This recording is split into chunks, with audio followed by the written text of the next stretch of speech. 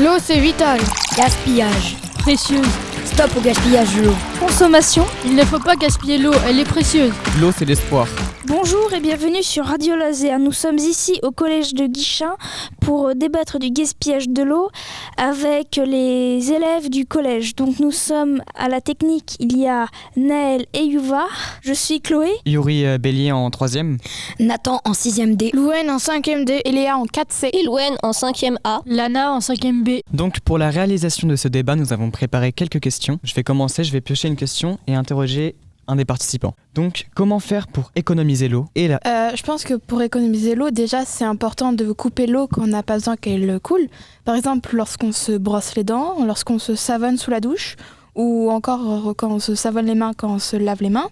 Il est aussi important de récupérer l'eau qu'on appelle croupie, donc l'eau dont c'est servi pour nettoyer les légumes, par exemple, pour pouvoir arroser le jardin ou les plantes d'intérieur. Donc maintenant, je vais poser la même question, mais à Nathan. Un peu pareil, oui, aussi quand on se brosse les dents, d'éteindre l'eau, de pas prendre beaucoup de bains quand même, c'est surtout la douche, parce que les bains ça gaspille beaucoup d'eau. C'est la période de forte chaleur, on sait que des gens ont des piscines. C'est gaspillé, pas gaspillé ?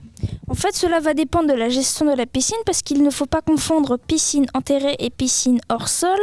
Mais je pense qu'on a quand même beaucoup d'infrastructures au niveau de centres aquatiques autour de chez nous.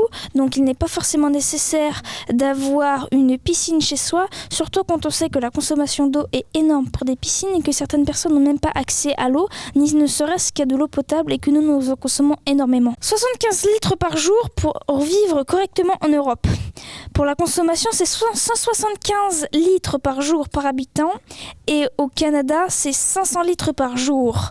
Qu'en penses-tu, Elouen ? Je pense que la consommation au Canada est assez énorme quand on voit la consommation dont on a besoin habituellement. C'est quand même beaucoup plus élevé. Et même en Europe, c'est quand même 100 litres de plus. Donc c'est vraiment énorme, je trouve. Aux États-Unis, la consommation d'eau est plus de 600 litres par jour et par habitant. Qu'en penses-tu ? Je me dis que c'est un peu abusé. Ils font pas très attention, du coup.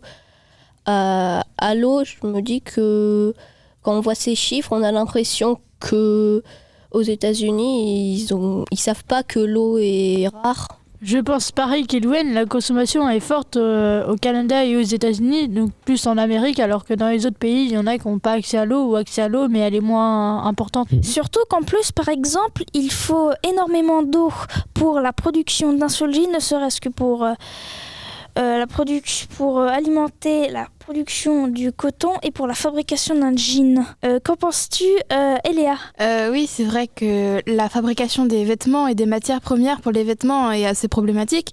On utilise beaucoup d'eau, surtout dans les nouveaux circuits de fast fashion. Et c'est pour ça que, également pour économiser l'eau, il est aussi important d'économiser ce que nous achetons, même si ça n'a pas l'air d'utiliser l'eau. Par rapport à la fast fashion, qu'est-ce que c'est et quel est son impact sur l'eau ? Eléa ? La fast fashion, ce sont des sites comme Shein ou Temu qui vendent beaucoup de vêtements à des prix très bas, que beaucoup de personnes sur les réseaux sociaux achètent en masse et qui renouvelent leur garde-robe toutes les semaines. C'est pour ça qu'on appelle ça de la fast fashion. Exploite des enfants en Chine ou dans d'autres pays. Et il y a déjà eu beaucoup de drama sur ces sites. Il est vrai que cela exploite aussi notamment beaucoup de travailleurs pauvres et que cela va rejeter par exemple aussi beaucoup il va y avoir aussi beaucoup de rejets de teinture dans les océans. Et par exemple, nous allons poser une nouvelle question à Yuri. En quoi le dessèchement des nappes phréatiques nous impacte-t-il ? J'ai posé la question à Lana. Ça nous impacte parce qu'en ce moment, il pleut plus trop beaucoup. Du coup, il commence à y avoir moins d'eau dans les nappes phréatiques. Donc ça va poser un problème pour plus tard. Comme par exemple à Las Vegas où ils utilisent plein d'eau, il y aura plus d'eau plus tard. Si on continue à en consommer plein, dans les nappes phréatiques, on n'aura plus de ressources. Les nappes phréatiques, elles conservent de l'eau, mais le problème c'est qu'effectivement avec les sécheresses, on en a de moins en moins. Et c'est vrai, Lana elle a raison, à Las Vegas par exemple, ils en consomment beaucoup. Du coup, c'est vrai qu'on risque d'en manquer parce qu'elle se vide de plus en plus.